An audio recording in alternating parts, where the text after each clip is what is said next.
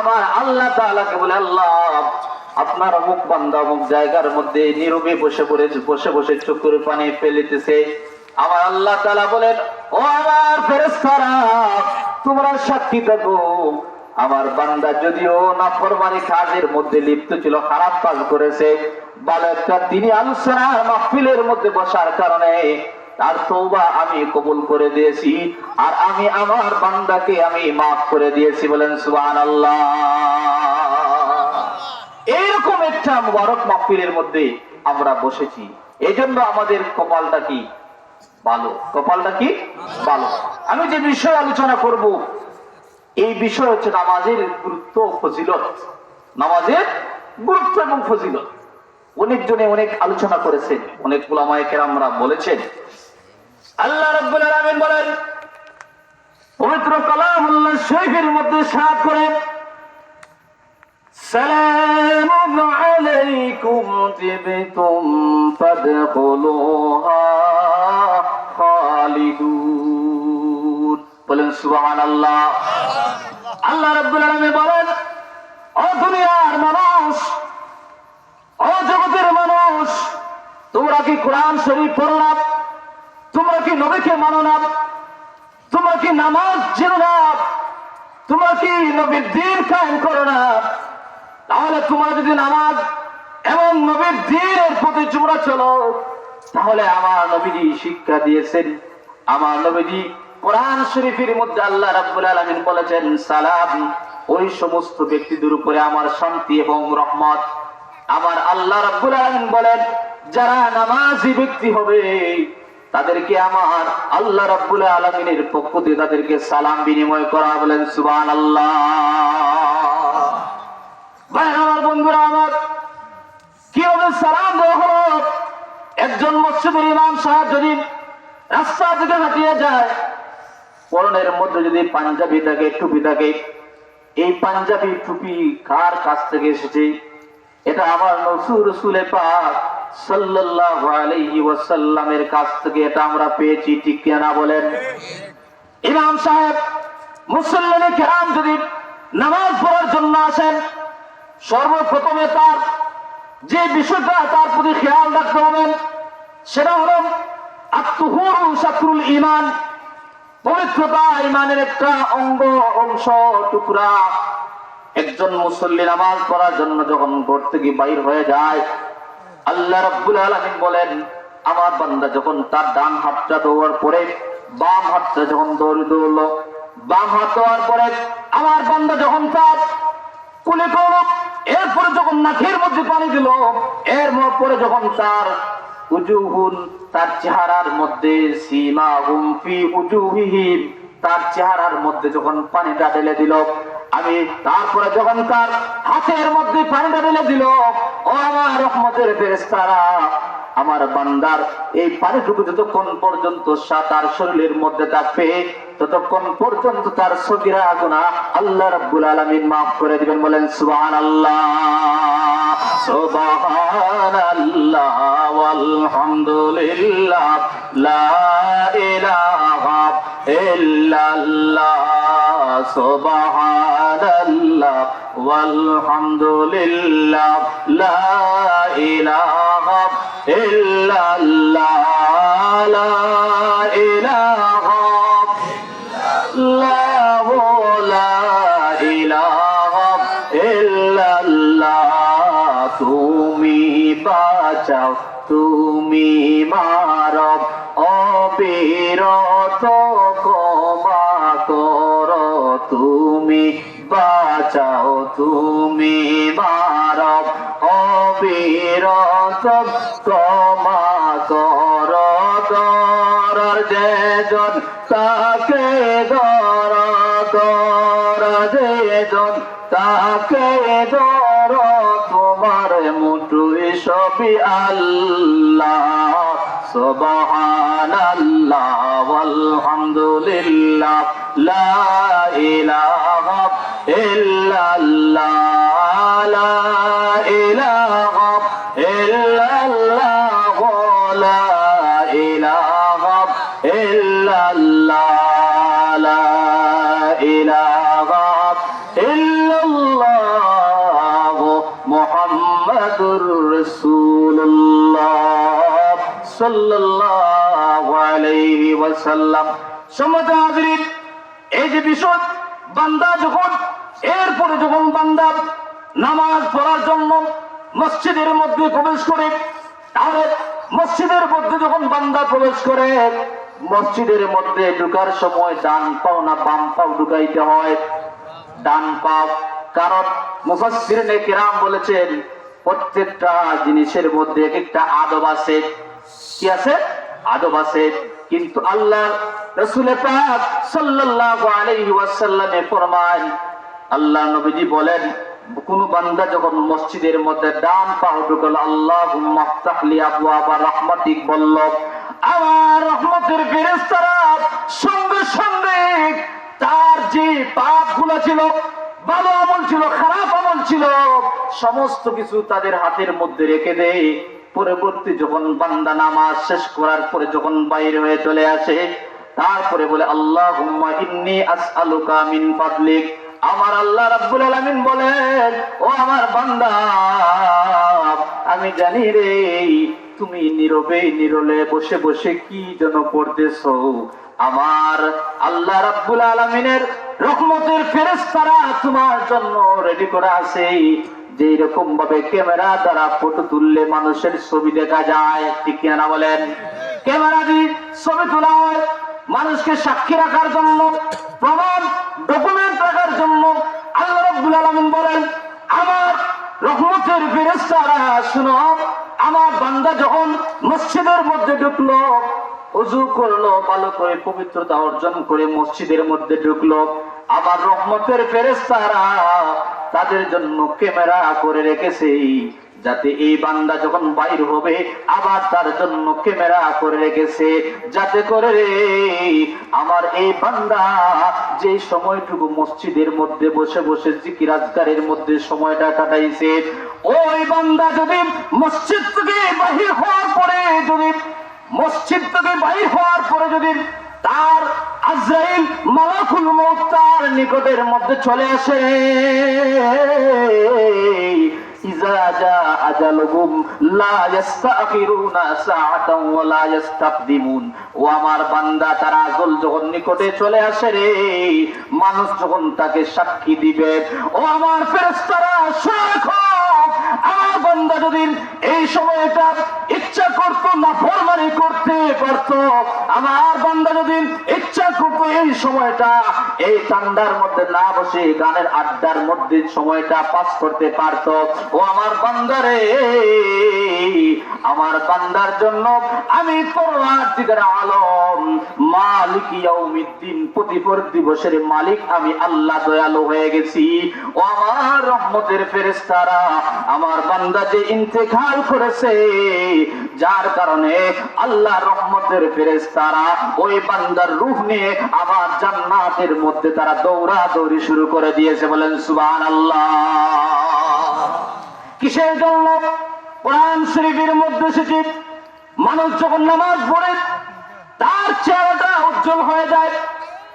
মানুষ যখন নামাজ পড়ে, ওয়ারকাউ মা'আর রাকিঈন, বান্দা যখন নামাজ পড়ার জন্য দাঁড়ালো, রুকুকারী ব্যক্তির সাথে রুকু করলো, তসবিহকারী ব্যক্তির সাথে তসবিহ করলো। শায়রে কবি বলেছেন, আরে মুমিন সবাই মিলে নামাজে পড়িতে, নামাজেতে খোদার দিদার ভাগ্য জুটিবে। আরে মুমিন সবাই মিলে নামাজে পড়িতে। ও মুমিন মুসলমান মারা, গভীর মনোযোগ দিয়ে শোনো, কান করে শোনো। যেখানের মধ্যে গেলে গুনাহ মাফ হয়, যেখানের মধ্যে বসলে সওয়াব হয়, যেখানের মধ্যে বসলে আল্লাহর রহমতের ফেরেশতারা ক্যামেরা করে রে, ওই জায়গার মধ্যে না বসে কেন রে তুমি বাজে সময় পাস করবে? আপনারা গভীর মনোযোগ দিয়ে এই কথাটা শুনে দেখো। আপনি যদি আপনার আল্লাহ রাব্বুল আলামিন বলেছেন কোরআন শরীফের মধ্যে যে ফাইজা কদাইতুমুস সালাতু ফান্তাশিরু ফিল আরদি ওয়াবতাগু মিন ফাদলিল্লাহ। ও বান্দা, দুনিয়ার মধ্যে তোমাকে দেওয়া হয়েছে শুধু এই জন্য নয়, তোমার রিজিক রিজিক ফসল ফলানোর জন্য তোমার আল্লাহ তোমাকে হুকুম দিয়েছেন। আল্লাহ তোমাকে বলেছেন যে নামাজ শেষ হওয়ার পরে তোমার খাদ্যের জন্য, তোমার রিজিক তালাশের জন্য জমির মধ্যে ছড়িয়ে পড়ো। নামাজ শেষ হওয়ার পরে তোমার খাদ্যের জন্য, রিজিকের জন্য জমিনের মধ্যে যাও। সেখানের মধ্যে গেলে কি হবে? আল্লাহ রাব্বুল আলামিন বলেছেন যে বান্দা যখন তার রিজিক তালাশ করার জন্য তার জমিনের মধ্যে রিজিকের জন্য মাথা নত করবে, আমার আল্লাহ রাব্বুল আলামিন বলেন আমার ওই বান্দা যে সময়টুকু নামাজের মধ্যে ব্যয় করেছে এর বিনিময়ে এখানের মধ্যে ফসল ফলানোর জন্য যে সময়টা পার করতেছে, আমি ইবাদত করলে একজন যুবক যে পরিমাণ সওয়াবের মালিক হবে, ওই পরিমাণ একজন বান্দা এই সময় পাস করার কারণে আমি তাকে সওয়াবের মালিক বানিয়ে দিয়ে রাম বলেন সুবহানাল্লাহ। নামাজি ব্যক্তির ঘরের মধ্যে গেলে, আপনি যদি নামাজি ব্যক্তির ঘরের মধ্যে যান তাহলে আপনি বুঝতে পারবেন তার ঘরের মধ্যে টুপি লটকাই থাকে। নামাজি ব্যক্তির ঘরের মধ্যে গেলে আপনি দেখবেন তসবিহগুলো লটকাই থাকে। নামাজি ব্যক্তি মানুষের ঘরের মধ্যে গেলে আপনি দেখবেন তার কোরআন শরীফ তার টেবিলের মধ্যে রাখা আছে, ঠিক কিনা বলেন? যে ঘরের মধ্যে নাম বলবো না, আজকের জায়গার মধ্যে ছিলাম, কিন্তু এই ঘরের মধ্যে যাওয়ার পরে দেখি একটা কোরআন শরীফও নাই, তসবিহও নাই, কোনো কিছু নাই। এমন পর্যায়ে মানুষ পৌঁছে গেছে যারা কোরআন থেকে দূরে সরে যাইতেছে, মানুষ খালি বাজে কাজের মধ্যে লিপ্ত হইতেছে, ঠিক কিনা বলে? মানুষের দিলটা এমন ভাবে হয়ে গেছে যে পাথরের মতো, পাথর যে শক্ত কিন্তু তারপরও সেই পাথর থেকে পানি বাইর হয়, ঠিক কিনা বলেন? কোরআন শরীফের মধ্যে একটা পাথরের কথা এসেছে যে এই পাথরটা মাধবখণ্ডের মধ্যে আছে, এই পাথরটা আল্লাহর কুদরতি ভাবে এই পাথর থেকে পানি বাইর হবে, বলেন সুবহানাল্লাহ। এই পাথর ঝর্ণা, এই পাথরে আপনাকে এবং আমাকে এত শক্ত করেছে দিল আপনার এবং আমার, পাথরের চাইতো কঠিন আমাদের এবার আপনার এবং আমার দিল হয়ে গেছে। বলতেছিলাম আল্লাহ রাব্বুল আলামিন কোরআন শরীফের মধ্যে ইরশাদ করেছেন ইয়া আইয়ুহাল্লাযীনা আমানুত্তাকুল্লাহ। সুবহানাল্লাহ। আল্লাহ রাব্বুল আলামিন বলেছেন আমার বান্দা যখন আমানুত্তাকুল্লাহ, তাকওয়া অর্জন করো, ও বান্দা তাকওয়াবান হও, ও বান্দা আল্লাহর দ্বারের মধ্যে মগ্ন হও, ও বান্দা নামাজের প্রতি তুমি খুশু খুশু হও। কোরআন শরীফের মধ্যে আল্লাহ তাআলা বলেন কাদ আফলাহাল মুমিনুন। সুবহানাল্লাহ। আল্লাহ রাব্বুল আলামিন বলেন কাদ আফলাহাল মুমিনুন, ওই সমস্ত মুমিনরা সফলকাম আল্লাযীনা হুম ফি সালাতিহিম খাশিউন, যারা নামাজকে খুশু এবং খুজুর সাথে, এবং যারা আল্লাহ রাব্বুল আলামিনকে পাওয়ার জন্য খুশু এবং খুজুর সাথে নামাজ পড়ে, নামাজের প্রতি যারা যত্নবান। একজন মানুষ যখন শরীরের মধ্যে বস্ত্র পিন্দে, ওই বস্ত্রগুলো যখন নাপাক হয়ে যায়, ময়লা হয়ে যায়, যখন তার বিবেকে কাজ করে যে এই বস্ত্রটা আমি পরিষ্কার করে দেওয়ার জন্য, আল্লাহ রাব্বুল আলামিন বলেন আমার বান্দার দিল যখন শক্ত হয়ে যায় তার জন্য আমি একটা সুযোগ করে রেখেছি, সেটা হলো ইয়া আইয়ুহাল্লাযীনা আমানু তুবু ইলাল্লাহি তাওবাতান নাসুহা। বলেন সুবহানাল্লাহ। ও বান্দা গভীর মনোযোগ দিয়ে লক্ষ্য করে দেখো, মানুষ যদি তার দিলটা নরম হতে চায়, দিলের জন্য পাথরের মতো শক্ত দিলটাকে নরম করতে চায়, তাহলে তার জন্য ব্যবস্থা আছে তুবু ইলাল্লাহ, তওবার ব্যবস্থা আছে। বান্দা যখন তওবা করবে রে, আল্লাহ রাব্বুল আলামিন বলেন তওবা করলে আমার আল্লাহ রাব্বুল আলামিন এমন ভাবে খুশি হয় যে এরকম ভাবে দুনিয়ার মধ্যে একটা সন্তান যখন ভূমিষ্ঠ হওয়ার পরে মা এই সন্তানকে লালন পালন করার পরে যখন সন্তানটা হারিয়ে যায়, হারিয়ে যাওয়ার পরে আবার যখন ফিরে আসে, মা যেই রকম ভাবে খুশি হয়, শুধু তাই নয়, এরকম নয়, তার চাইতো আমি বেশি আমার তওবাকারী বান্দার উপরে আমি আল্লাহ তাআলা খুশি হয়ে যায়। বলেন সুবহানাল্লাহ, সুবহানাল্লাহ ওয়ালহামদুলিল্লাহ, লা ইলাহা ইল্লাল্লাহ, লা ইলাহা ইল্লাল্লাহ, লা ইলাহা ইল্লাল্লাহ, সুবহানাল্লাহ ওয়ালহামদুলিল্লাহ, লা ইলাহা ইল্লাল্লাহ, লা ইলাহা ইল্লাল্লাহ, লা ইলাহা ইল্লাল্লাহ, সুবহানাল্লাহ ওয়ালহামদুলিল্লাহ, লা ইলাহা ইল্লাল্লাহ, লা ইলাহা ইল্লাল্লাহ, মুহাম্মাদুর রাসূলুল্লাহ সাল্লাল্লাহু আলাইহি ওয়াসাল্লাম। ভাই আমার, বন্ধুরা আমার, আল্লাহ নবীর সাহাবী হযরত আব্দুল্লাহ ইবনে আনসারী রাদিয়াল্লাহু তাআলা আনহু বলতেছিলেন, পোশাক যদি পরিষ্কার থাকে, নামাজ পড়তে মন চায়, কিন্তু আল্লাহ নবী একজন সাহাবী, গরীব সাহাবী ছিলেন, আব্দুল্লাহ ইবনে আনসারী। এত গরীব সাহাবী, মনে হয় বর্তমান সমাজে এইরকম কোন গরীব মানুষ হতে পারে না। কিভাবে গরীব সাহাবী? তিনি একটা মাত্র পোশাক ছিল। কয়টা পোশাক? একটা পোশাক ছিল। আল্লাহ নবীর সাহাবী যখন মসজিদ নববীর মধ্যে হযরত বেলাল রাদিয়াল্লাহু তাআলা আনহু আশহাদু আন্না মুহাম্মাদুর রাসূলুল্লাহ বলেন, আযানের শব্দ বাহির আযানের শব্দ দিতেন, হযরতে রাসূল পাক সাল্লাল্লাহু আলাইহি ওয়াসাল্লামের ওই সাহাবী আব্দুল্লাহ ইবনে আনসারী রেডি হয়ে যেতেন নামাজ পড়ার জন্য। যখন হাইয়া আলাস সালাত, যখন সেই শব্দটা দেওয়ার পরে আবার তিনি প্রস্তুত নিতেন। এরকম ভাবে আল্লাহ নবী সাহাবী হযরত আব্দুল্লাহ ইবনে আনসারী রাদিয়াল্লাহু তাআলা আনহু গরীব সাহাবী ছিলেন, কিন্তু একটা বস্ত্র দিয়ে দুইজন মানুষ নামাজ পড়েছেন। কয়জন? উচ্চস্বরে বলে কয়জন? দুইজন মানুষ নামাজ পড়েছেন। ও ভাইরা আমার, বন্ধুরা আমার, আজকে যদি প্রতিটা মানুষের ঘরে ঘরে যায়, তাহলে পাঞ্জাবি যদি কোনো মানুষ পরে, একটা পাঞ্জাবি নয়, নিম্নেও 10টা পাঞ্জাবি তার ঘরের মধ্যে আছে, ঠিক না বলেন? যদি কোনো মানুষ টুপি পরে, তাহলে তার ঘরের মধ্যে নিম্ন 5টা টুপি থাকবে, ঠিক না বলেন? যদি কোনো মানুষ তার ঘরের মধ্যে যায়, যদি জুতা পরিধান করে, নিম্ন 5টা থেকে 10টা জুতা থাকবে। গরিব মানুষ নয়, কিন্তু রাসূলুল্লাহর সাহাবী এত গরিব ছিলেন। আল্লাহ নবীর সাহাবী গরিব সাহাবী, কিন্তু আযান যখন মসজিদে নববীর মধ্যে হতো, তিনি ঘর থেকে বাইর হয়ে নামাজ পড়ার জন্য চলে আসতেন।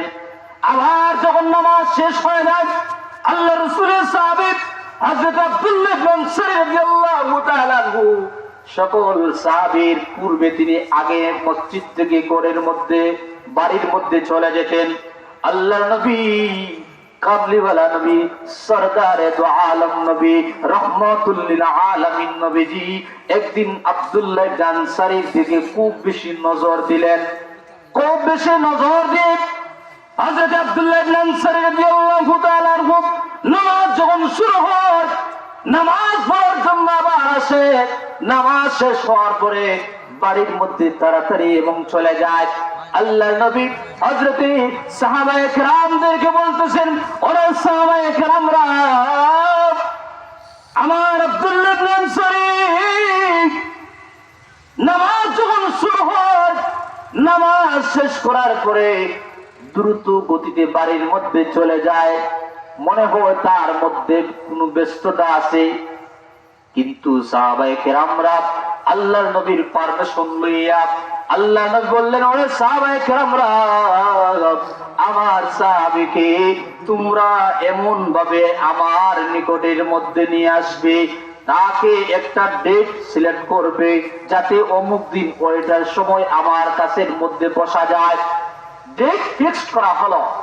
হযরত আব্দুল্লাহ ইবনে আনসারী আল্লাহর নবীর কাছ থেকে চিঠি গেল, সংবাদ গেল, আল্লাহর নবীর সাথে সাক্ষাৎ করার জন্য সাহাবায়ে কেরামরা এই চিঠির সংবাদ আব্দুল্লাহ ইবনে আনসারীর কাছের মধ্যে দিলেন। আব্দুল্লাহ ইবনে আনসারী মনে মনে ধারণা করলেন, আমার নবীজি মনে হয় আমার গোরের পরিবারের কোনো কিছু খবর পেয়েছেন, যার কারণে আমার দিকে অনেক দিন ধরে তিনি টার্গেট করতেছেন। মনে হয় আমার কোনো ভাই নাকি আমার গোরের পরিবারের কোনো কিছু বলে ফেলেছে। কান্না শুরু করে দিয়েছে। নামাজ শেষ হয়ে গেছে। হযরত আব্দুল্লাহ ইবনে আনসারী আল্লাহর নবীর দিকে তাকাইয়া সালাম বিনিময় করলেন, ইয়া রাসূলুল্লাহ, ইয়া হাবিবাল্লাহ, আল্লাহর নবী গো, আপনি নাকি আমাকে এখানের মধ্যেই বসার কথা বলেছেন। হযরত রাসূল পাক সাল্লাল্লাহু আলাইহি ওয়াসাল্লাম বলেছে, ওরে আব্দুল্লাহ ইবনে আনসারী রে, আমি কিছুদিন যাবত তোমার দেখি, লক্ষ্য করে দেখি, তোমার এত দ্রুত গতিতে নামাজ শেষ করে বাড়ির মধ্যে চলে যাও, তার কারণ কি আমি জানতে চাই। সুবহানাল্লাহ বলে। হযরত রাসূলুল্লাহ সাল্লাল্লাহু আলাইহি ওয়াসাল্লামের সাহাবী আব্দুল্লাহ ইবনে আনসারী চুপি চুপি মনে মনে ধারণা করে, এখন যদি নবীজির সামনের মধ্যে আমি আমার পরিবারের সংবাদটা না দেই, তাহলে আমার মতো হতভাগা আর কেউ হতে পারে না। আল্লাহর নবীর চেহারার দিকে তাকাইয়া বলে, ইয়া রাসূলুল্লাহ, ইয়া হাবিবাল্লাহ, ওগো দিনের নবীজি গো, আমার বলার কোনো ভাষা নাই। ইয়া রাসূলুল্লাহ, ইয়া হাবিবাল্লাহ, আমি এইজন্য আমি তাড়াতাড়ি নামাজ শেষ করে বাড়ির মধ্যে চলে যাই। আমার যেই জুব্বা আমি যখন নামাজের মধ্যে চলে আসি, আমার নামাজ পড়ার পরে আমার পরিবারকে আমি দেই। আমার পরিবার যখন নামাজ পড়ে তারপরে আমাকে দে। ইয়া রাসূলুল্লাহ, ইয়া হাবিবাল্লাহ, নবীজি গো, একটা জুব্বা দ্বারা আমরা স্বামী এবং স্ত্রী দুজন মিলে আল্লাহর ফরজ বিধান আমরা পালন করি। বলেন সুবহানাল্লাহ। ওরে মুমিন সবাই মিলে নামাজ পড়িতে, নামাজতে খোদার দিদার ভাগ্য জুটিবে। ওরে মুমিন সবাই মিলে নামাজ পড়িতে, নামাজ হলো মেরাজ শরীফ। ঠিক না বলেন? নামাজ হলো মেরাজ শরীফ, নামাজিরা নাই যে গরিব। নামাজ হলো আল্লাহর মেহমান, হাসরেতে পাবে সম্মান।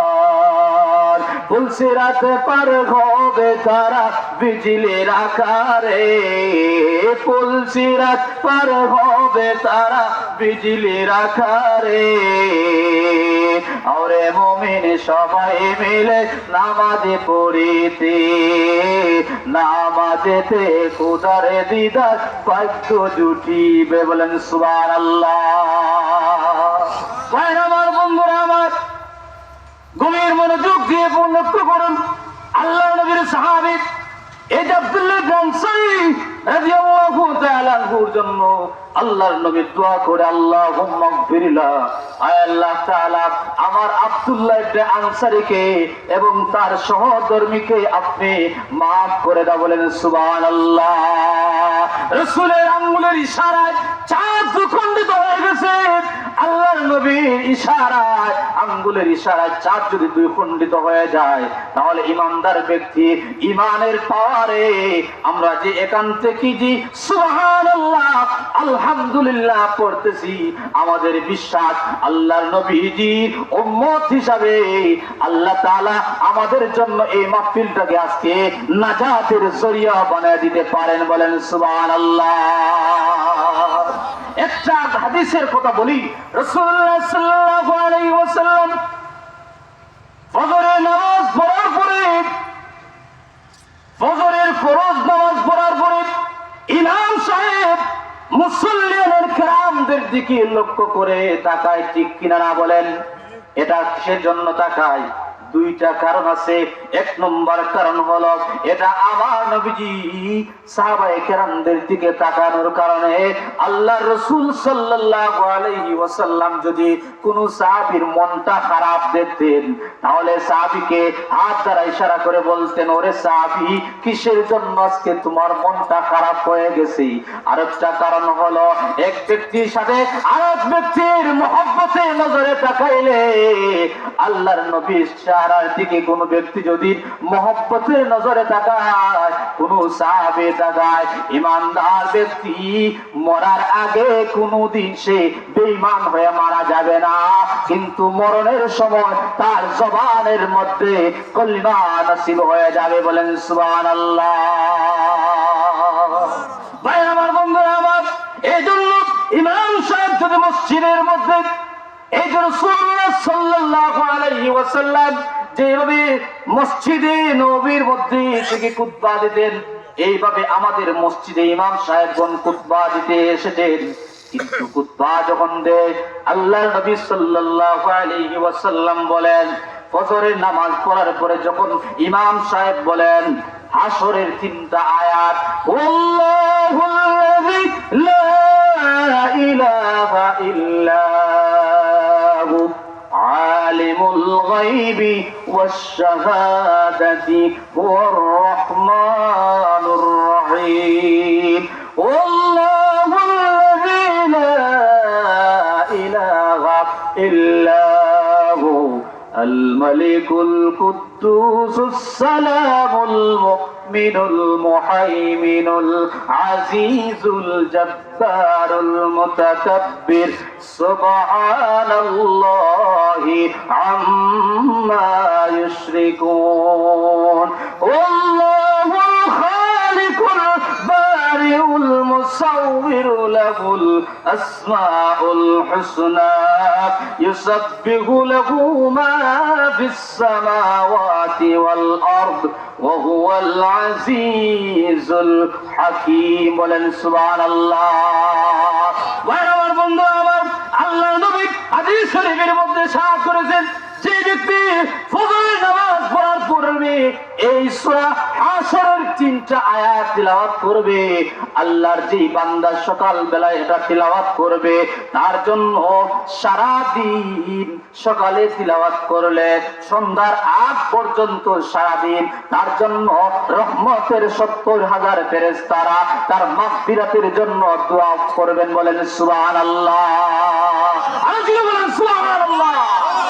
এটার চাইতে আর সুসংবাদ কি হতে পারে? আল্লাহ নবী বলেন, ও সাহাবায়ে কেরাম, শুধু তাই নয়, এরপরে যদি কোনো ব্যক্তি মাগরিবের নামাজ পড়ে যদি এই আয়াতটা তিলাওয়াত করে, মাগরিবের নামাজ পড়ার পরে এই আয়াতটা তিলাওয়াত করলে আমার এই বান্দা সারা রাত তার জন্য রহমতের ফেরেশতারা 70,000 ফেরেশতারা তার মাগফিরাতের জন্য দোয়া করেন। বলেন সুবহানাল্লাহ। তাহলে নামাজ পড়লে ফায়দা হয় কিনা? নামাজ পড়লে ফায়দা হয়। কিসের জন্য? আল্লাহ রাসূল সাল্লাল্লাহু আলাইহি ওয়াসাল্লাম বলেছেন, এরপরে যখন ফজরের ফরজ নামাজ পড়ে ইমাম সাহেব আল্লাহুম্মা আজিরনা মিনান নার, আল্লাহুম্মা আজিরনা মিনান নার পড়েন। মনে হয় আপনাদের মসজিদে পড়েন না, পড়েননি? পড়েন, আল্লাহুম্মা আজিরনা মিনান নার পড়েন।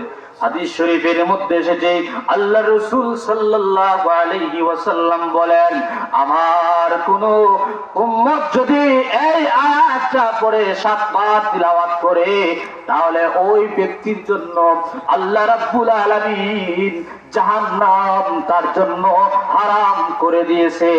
যদি ওই ব্যক্তি ওই দিন মারা যায়, তার জন্য জাহান্নাম হারাম হয়ে যায়। বলেন সুবহানাল্লাহ। শুধু তাই নয়, এই ব্যক্তির জন্য আল্লাহর রহমতের ফেরেশতারা নাজাতের জন্য দোয়া করে ইস্তেগফার করে। কারণ হলো এটা আমার নবীজি শিক্ষা দিয়েছেন। আপনি যদি ওয়াজের মধ্যে থেকে আপনি বাড়ির মধ্যে আপনি ঘুমানোর বিছানা মধ্যে আপনার হঠাৎ করে যদি স্মরণ হয়ে যায় মাগরিবের নামাজ পড়ে অথবা ফরজ এশার ও নামাজ পড়ে অথবা আপনি যদি আসরের নামাজ পড়ে অথবা দিনের সকালে একবার অথবা বিকালে একবার দুইবার যদি সাতবার করে 14 বার পড়েন ওই দিন যদি আপনার মৃত্যু হয়ে যায় জাহান্নাম আগুন আপনাকে স্পর্শ করতে পারবে না। বলেন সুবহানাল্লাহ। এরপরে শুধু তাই নয়, এরপরে ইমাম সাহেব ফজরের নামাজ পড়ে আরেকটা আয়াত তিলাওয়াত করেন, বিসমিল্লাহিল্লাযী লা ইয়াদুররু মা'a ইসমিহি শাইআন ফিল আরদি ওয়ালা ফিস সামা। এই আয়াত যখন ইমাম সাহেব পড়েন মুসল্লিরা যারা পড়তে পারেন না তারাও তো শুনে ঠিক না বলেন। আল্লাহ রাসূল বলেন যে ব্যক্তি এই আয়াতটা এই হাদিসের কথাটা মুখ দ্বারা জবান দ্বারা পড়বে আর যারা শুনবে যারা পড়বে যেই সওয়াবের মালিক হবে, যারা শুনবেও তারা সেই সওয়াবের একটা অংশের মালিক আল্লাহ রাব্বুল আলামিন বানিয়ে দিবেন। বলেন সুবহানাল্লাহ। সেটার ফজিলত কি? সেটার ফজিলত হলো আল্লাহর বান্দা যদি ওই দিন তার উপরে কোনো মানুষ যদি জাদু করে, কি করে জাদু করে অথবা কোনো মানুষ যদি তাকে পাগল বানানোর জন্য মন্ত্র করে, কোন মানুষ যদি তাকে বেদ মারার জন্য আক্রমণ করতে চায় অথবা কোন মানুষ যদি তার উপরে অন্যায়ভাবে জুলুম করতে চায় অথবা কোন মানুষ যদি তাকে রাস্তার দিকে হাঁটিয়ে যাইতেছে অপদস্থ করার জন্য তাকে টার্গেট করেন, ওই আয়াত যদি ওই ব্যক্তি পড়ে আল্লাহর রাসূল বলেন ওই ব্যক্তিকে ওই আয়াতের কারণে ওই হাদিসের কারণে তাকে কোন ধরনের কোন খারাপ তন্ত্র মন্ত্র তাকে এই দিন স্পর্শ করতে পারবে না। বলেন সুবহানাল্লাহ। কোন তন্ত্র মন্ত্র কোন কিছু জাদুটোনা তাকে স্পর্শ করতে পারবে না। কেন? যে এটা রাসূলুল্লাহ সাল্লাল্লাহু আলাইহি ওয়াসাল্লামের উম্মত আমরা, যার কারণে আমার নবীজি শিক্ষা দিয়েছেন ইসলামের মধ্যে সবচেয়ে শ্রেষ্ঠ কাজ হচ্ছে, ইসলামের মধ্যে সবচেয়ে উত্তম কাজ হচ্ছে মানুষকে সালাম দেওয়া। কি দেওয়া? সালাম দেওয়া। আল্লাহ নবী বলেছেন কোন ব্যক্তি যদি কোন ব্যক্তির সাথে কথাবার্তার শুরুতে যেন তাকে সালাম দেন, সালাম দিলে মানুষের হিংসা দূর হয়ে যায়। আমরার মধ্যে মাঝে মধ্যে পরিবারের মধ্যেও কিছু মাঝে মাঝে দ্বন্দ্ব লাগে না। মুমিন ব্যক্তি যদি হয়ে যায় পরিবারের মধ্যে দ্বন্দ্ব হয়, তারপরে যখন সালাম বিনিময় হয়ে যায় আমার নবীজি মেডিসিন শিক্ষা দিয়েছেন, ঔষধ শিক্ষা দিয়েছেন। বাজারের মধ্যে যদি কোনো মানুষ, আপনি যদি ডায়াবেটিস হয়, আপনার যদি ক্যান্সার রোগ হয়, আপনার যদি কোনো মানুষ জাদু করে, তাহলে এই আয়াত যদি আপনি বিশ্বাস করেন ফরজ নামাজ পড়ে আপনি পড়েন তাহলে আল্লাহ রাব্বুল আলামিন বলেন কুষ্ঠরোগ থেকে, জাদুটোনা থেকে, বিভিন্ন ধরনের ফিতনা ফাসাদ থেকে আল্লাহ রাব্বুল আলামিন আপনাকে হেফাজত করে রাখবেন। বলেন সুবহানাল্লাহ। হযরত খালিদ ইবনে সাইফুল্লাহ আল্লাহর এক বান্দা, তিনি এক ইহুদি ব্যক্তির সাথে প্রতিজ্ঞা করেছিলেন। প্রতিজ্ঞাটা কি? যে তিনি বলেছিলেন যে আমার ইসলাম ধর্ম হচ্ছে শ্রেষ্ঠ ধর্ম।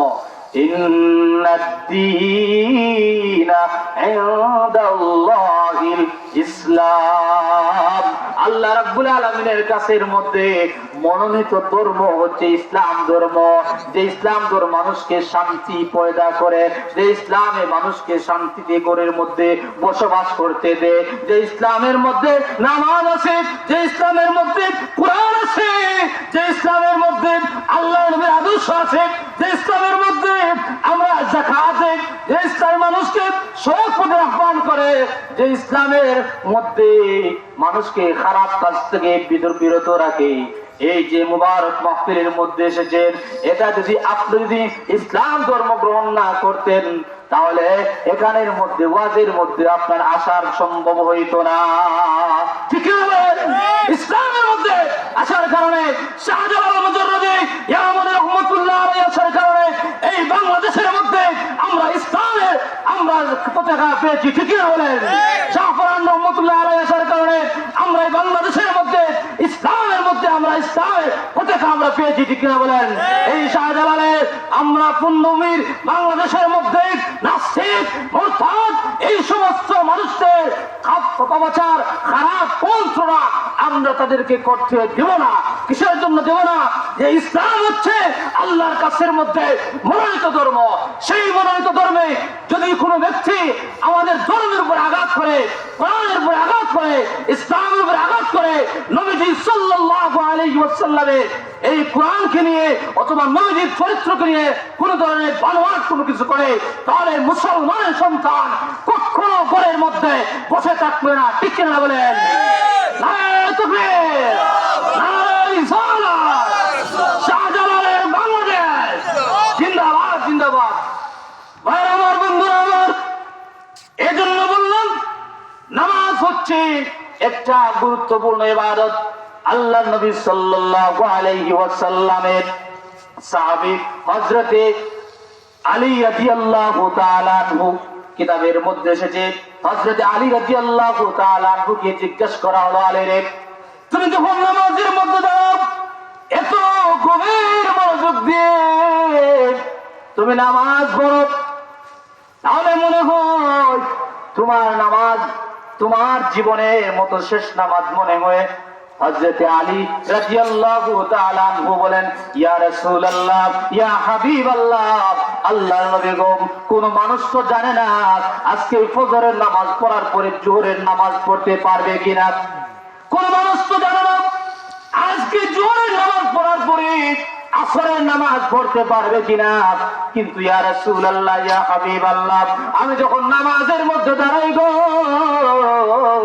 ও নবীজি, আমি মনে হয় আমার আল্লাহ তাআলা আমাকে দেখতেছেন মনে করে আমি আলী এইভাবে আমি নামাজের মধ্যে দাঁড়াইয়া আমার আল্লাহ তাআলার প্রশংসা আমি আদায় করি। বলেন সুবহানাল্লাহ। হযরত আলী বলেন, আমি যখন আলহামদুলিল্লাহ রাব্বিল আলামিন আমি যখন তিলাওয়াত করি নামাজের মধ্যে, যতক্ষণ পর্যন্ত আমার আল্লাহ পক্ষ থেকে পারমিশন না আসে ততক্ষণ পর্যন্ত আমি আলী আমার দ্বিতীয় নম্বর আয়াত আমি তিলাওয়াত করি না। আমার আল্লাহ তাআলার অপেক্ষায় আমি অপেক্ষমান থাকি। বলেন সুবহানাল্লাহ। আমার আল্লাহ তাআলা বলেন, হামিদানি আব্দি, বান্দারে ওয়ালিদ, তুমি যে নামাজের মধ্যে দাঁড়াইয়া আমার আল্লাহর প্রশংসা করতেছো, আমার আল্লাহ রাব্বুল আলামিন তোমার সেই প্রশংসার বিনিময়ে আল্লাহ তাআলা তোমার সেই জবাব আল্লাহর কুদরতি ভাবে তোমার জন্য দিয়ে দিয়েছেন। বলেন সুবহানাল্লাহ। এরপরে যখন আর রহমানির রহিম হযরত আলী যখন এই আয়াতটা তিলাওয়াত করেন, তারপরে তিনি অপেক্ষা থাকেন যে আমার আল্লাহর কুদরতি ভাবে পরবর্তীতে এই আয়াতের এবং জবাব আসবে। আল্লাহ তাআলা জবাব দে, আসনা আলাইয়া আব্দি। বলেন সুবহানাল্লাহ। হযরত আলী বলেন, আমি এইভাবে আমি সূরা ফাতিহা তিলাওয়াত করি, এরপরে যখন আমি আমার আল্লাহ তাআলার কদমের নিচের মধ্যে আমি সিজদা করি, সুবহানা রাব্বিয়াল আলা বলি, সুবহানা রাব্বিয়াল আযীম বলে আমার মনে হয় গো আমার জীবনের আজ আমার শেষ নামাজ হয়ে যাইতেছে। বলেন সুবহানাল্লাহ। এজন্য ভাই আমার, বন্ধুরা আমার, নামাজ হচ্ছে জীবনের জন্য সঙ্গের সাথে। আপনি কবরের মধ্যে যাবেন, কবরের মধ্যে সর্বপ্রথম যে হিসাবটা আপনার নেওয়া হবে সেটা হচ্ছে আপনার নামাজের হিসাব। কিসের হিসাব? নামাজের হিসাব। নামাজের মধ্যে আপনি যদি আল্লাহ তাআলাকে ডাকেন, আমার আল্লাহ তাআলা বলেন, বান্দা যখন আমাকে ডাকে, আদ-দুআউ মুখুল ইবাদাত, আমার বান্দা যখন আমাকে ডাকে আমি রব্বুল আলামিন আমার বান্দার ডাকে সঙ্গে সঙ্গে তার জবাবটা আমি দিয়ে দেই। বলেন সুবহানাল্লাহ। লা ইলাহা ইল্লাল্লাহ, লা ইলাহা লা ইলাহা ইল্লাল্লাহ, লা ইলাহা ইল্লাল্লাহ, লা ইলাহা ইল্লাল্লাহ, লা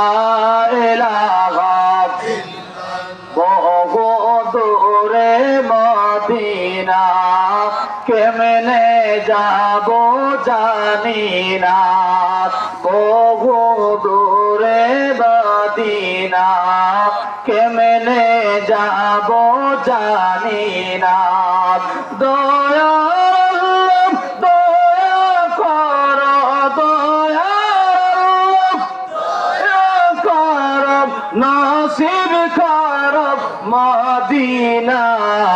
লা ইলাহা ইল্লাল্লাহ, লা ইলাহা ইল্লাল্লাহ, লা ইলাহা ইল্লাল্লাহ, লা ইলাহা লা ইলাহা ইল্লাল্লাহ মুহাম্মাদুর রাসূলুল্লাহ সাল্লাল্লাহু আলাইহি ওয়াসাল্লাম। উপস্থিত হাজরিন, সম্মানিত মুসল্লিয়ানে কেরাম, যে আজ গত রাত যেটা চলে গেল মেরাজ শরীফ, হাদিস শরীফের মধ্যে আসসালাতু মেরাজুল মুমিনিন, মুমিন ব্যক্তির মেরাজ হচ্ছে কি নামাজ। নামাজ হচ্ছে মুমিন ব্যক্তির কি মেরাজ। এই জন্য আমরা নামাজকে নামাজের মতো পড়তে হবে। আমরা অনেক সময় নামাজ পড়ি, কিন্তু নামাজ পড়লে আমরা শান্তি পাই না। কিন্তু আপনি যদি নামাজকে আপনি গুরুত্ব দিয়ে পড়েন, তাহলে আপনি নামাজের মধ্যে শান্তি পাবেন। তা এই নামাজ থেকে আপনি অনেক জিনিস ফায়দার মধ্যে পাবেন, ফায়দা পাবেন। কিন্তু এই নামাজটা আপনার জন্য পরকালে একটা নাজাতের উসিলা হতে পারে, ঠিক না বলেন? এই জন্য মনোযোগ দিয়ে আমরা অনেক সময় অনেক জায়গার মধ্যে দেখি মসজিদ খালি থাকে, নামাজের মুসল্লি কম। এই জন্য মসজিদগুলো গড়তে হবে, ইমানের পাওয়ারকে দেখাতে হবে, ইমানকে মজবুত করতে হবে। কিন্তু রাসূল পাক সাল্লাল্লাহু আলাইহি ওয়াসাল্লামের মহব্বতে আমরা যতদিন আমরা দুনিয়ার মধ্যে থাকবো, হক কথা বলতে হবে। হক কথা বলতে হলে আপনি এবং আমি যদি হক কথা বলে যাই, এই হক কথার বিনিময়ে যদি কোনো মানুষ কষ্ট পায়, কোনো অসুবিধা নাই। আল্লাহ নবী সাল্লাল্লাহু আলাইহি ওয়াসাল্লাম নামাজের প্রতি বেশি গুরুত্ব দিয়েছেন। নামাজের ক্ষেত্রে অনেক কঠোর কথাবার্তা কোরআন শরীফের মধ্যে অনেক জায়গার মধ্যে এসেছি। এই জন্য নামাজকে আমরা কি করতে হবে? গুরুত্ব সহকারে করতে হবে। আজকে যে আপনারা যে যারা এখানের মধ্যে আছেন, আমাদের মেহমান চলে এসেছেন, আমি আপনাদের কাছের মধ্যে গুজারিশ করব যে এখান থেকে 5 জন ভাই, যে আমি 1000 করে